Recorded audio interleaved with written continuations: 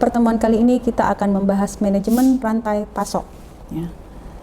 Kita mulai dengan definisi dulu. Apa yang dinamakan dengan manajemen rantai pasok?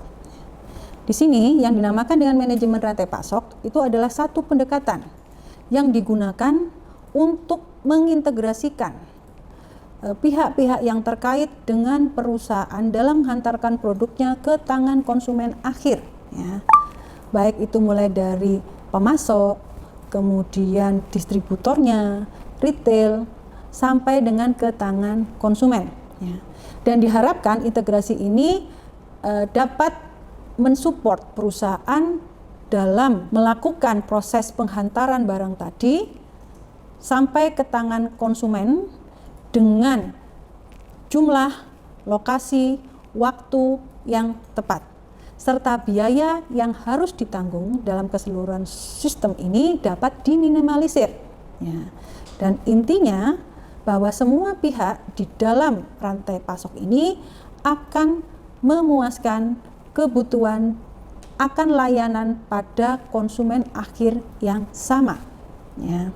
Jadi oleh karena itu perlu adanya integrasi dan koordinasi dari semua pihak yang terkait untuk bisa melayani dan memuaskan konsumen akhir yang sama.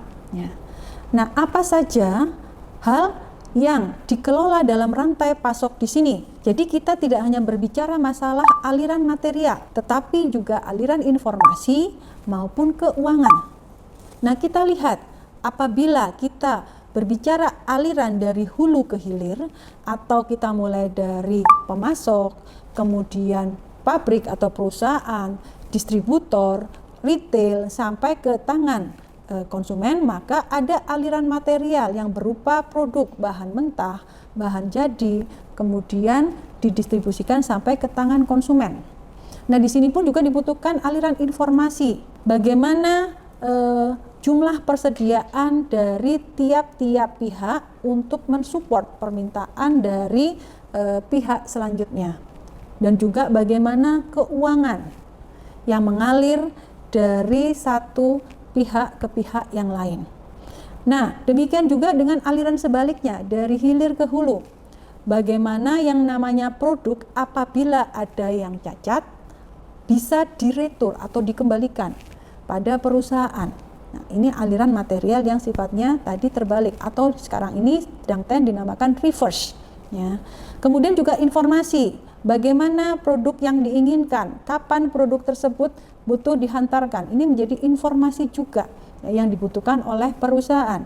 Demikian juga dengan keuangan, bagaimana cara pembayaran dari pihak sebelumnya pada di sini saya contohkan seperti konsumen, bagaimana pembayarannya pada pihak retail, bagaimana pihak perusahaan pembayarannya pada pemasok. Ya, jadi tiap-tiap aliran di sini baik dari hulu ke hilir maupun dari hilir ke hulu di sini semuanya mengelola yang namanya produk, informasi maupun keuangan. Nah, oleh karena itu area cakupan dalam manajemen rantai pasok ini cukup banyak, cukup detail. Dimulai dari pengembangan produk, pengadaan, perencanaan dan pengendalian dari berbagai hal yang terkait dalam baik produksi, pembelian bahan baku, ya, kemudian juga bagian produksi tersendiri dan juga distribusi. Ini adalah area cakupan dari kegiatan-kegiatan yang perlu dilakukan dalam manajemen rantai pasok. Ya. Perlu pengelolaan lebih detail pada bagian-bagian di sini.